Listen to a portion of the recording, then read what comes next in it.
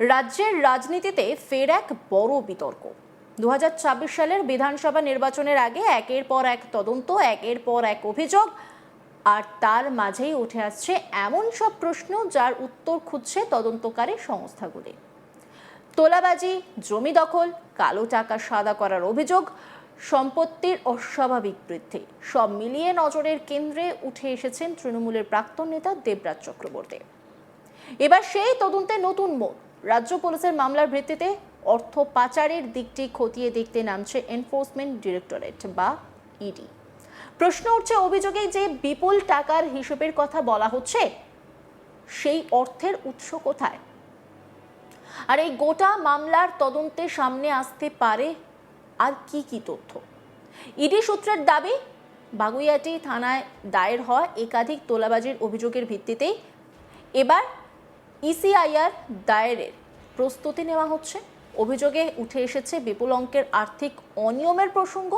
সেই কারণে অর্থ পাচারের সম্ভাব্য দিক খতিয়ে দেখতে তদন্তভার নিতে চলেছে ইডি। তদন্তকারীদের প্রাথমিক অনুমান, অভিযোগের পরিমাণ 1000 কোটিরও বেশি টাকার লেনদেনকে ঘিরে হতে পারে। এর আগেও নিয়োগ দুর্নীতি মামলায় দেবরাজ চক্রবর্তী বাড়িতে তল্লাশি চালিয়েছিল ইডি এবং সিবিআই। সেই মামলায় তাকে জিজ্ঞাসাবাদও করা হয়েছিল। এবার নতুন করে তোলাবাজি এবং আর্থিক অনিয়মের অভিযোগকে কেন্দ্র করে তিনি ফের কেন্দ্রীয় তদন্তকারী সংস্থার নজরে এলেন। দেবরাজ চক্রবর্তীর বিরুদ্ধে তোলাবাজি সহ একাধিক অভিযোগের তদন্ত চলছিল। গ্রেপ্তার এড়াতে তিনি আগাম জামিনের আবেদন করেছিলেন, তবে আদালত সেই আবেদন মঞ্জুর করেনি। শেষ পর্যন্ত গত বুধবার রাজ্য পুলিশের স্পেশাল টাস্ক ফোর্স তাকে পুরুলিয়ার ঝাড়খণ্ড সীমান্তবর্তী এলাকা থেকে গ্রেপ্তার করে। দেবরাজ চক্রবর্তী একসময় প্রাক্তন মেয়র পারিষদ ছিলেন এবং তৃণমূল রাজনীতির পরিচিত মুখ হিসেবে পরিচিত। বিশেষ নিরাপত্তায় তাকে সড়ক পথে পুরুলিয়া থেকে বাগুইআটি থানায় নিয়ে আসা হয়। বৃহস্পতিবার ভোর প্রায় 5টার সময় তিনি থানায় পৌঁছন। পরে রুটিন মেডিকেল পরীক্ষার পর তাকে বারাসাত আদালতে তোলা হয়। তদন্তের স্বার্থে পুলিশ তার হেফাজতের আবেদন জানায়। তদন্তকারীদের মূল নজর এখন তার সম্পত্তির হিসাবের দিকে। অভিযোগ, গত 5 বছরে তার সম্পদের পরিমাণ অস্বাভাবিকভাবে বেড়েছে।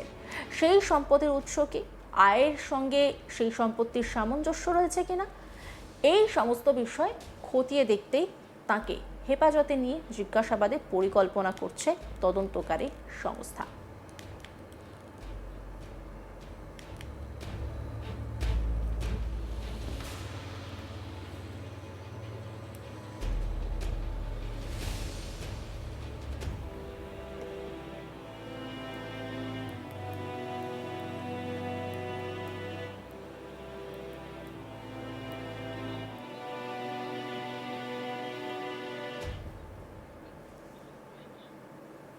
এই নিয়ে একটি রিপোর্ট তুলে ধরেছেন আমার কলিগ, দেখাবো আপনাদের। ইতিমধ্যেই পুলিশের হাতে গ্রেপ্তার হয়েছে বিধাননগরের প্রাক্তন কাউন্সিলর দেবরাজ চক্রবর্তী।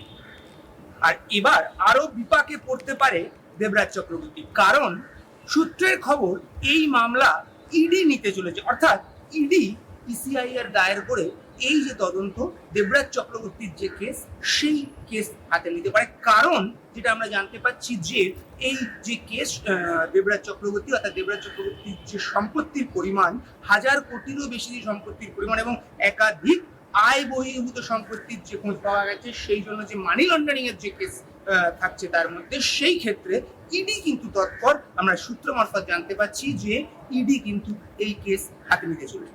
ইতিমধ্যে দেবরাজ চক্রবর্তী গ্রেপ্তার হয়েছে। দেবরাজ চক্রবর্তীর বিরুদ্ধে কেষ্টপুরের এক ব্যবসায়ী, তিনি অভিযোগ করেছিলেন 22শে মে, তিনি অভিযোগ করেছিলেন বাগুইআটি থানাতে যে তার কাছ থেকে 30 লক্ষ টাকা তোলা নিয়েছে দেবরাজ চক্রবর্তী। পাশাপাশি সেই মামলায় বিধাননগরের অপর আরেক প্রাক্তন কাউন্সিলর মনীষ মুখার্জি, তার বিরুদ্ধেও কিন্তু অভিযোগ ছিল যে সেই ব্যবসায়ীর কাছ থেকে 5 লক্ষ টাকা তোলা সে নিয়েছে। এরপর বিধাননগর পুলিশ তদন্ত শুরু করে এবং তদন্ত শুরু করে পুরুলিয়ার বর্ডার থেকে কিন্তু গ্রেপ্তার করেছে দেবরাজ চক্রবর্তীকে।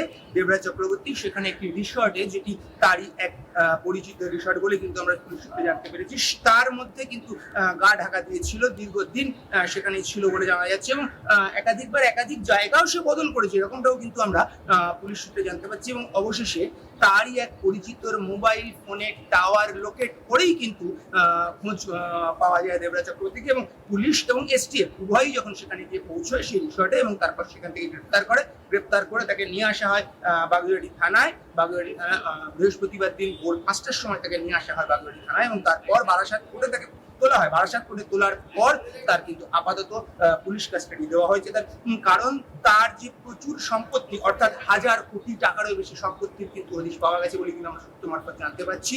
সেই যে সম্পত্তি বা তার বিরুদ্ধে একাধিক যে তোলাবাজির অভিযোগ, সেই পুরো বিষয়টা কিন্তু তদন্ত করে দেখতে চায় বিধাননগর পুলিশ। এবং পাশাপাশি যেটা আমরা এই মুহূর্তে ইডি সূত্রে জানতে পারছি, যেটা সব থেকে বড় খবর, যে এই যে মানি লন্ডারিং এর ঘটনা বা এই যে আয় বহির্ভূত সম্পত্তির যে হদিশ, অর্থাৎ একজন কাউন্সিলর তার 1000 কোটি টাকার সম্পত্তি এই কয়েক বছরের মধ্যে, 1000 কোটি টাকার বেশি সম্পত্তি এই কয়েক বছরের মধ্যে, তার উৎস কি, কিভাবে সে এই টাকা পেল, বা সেই টাকা কোথা থেকে সে পেয়েছে এবং কোথায় কোথায় সেই টাকা গেছে, বা সেই টাকার উৎস কোন কোন জায়গা থেকে এসেছে।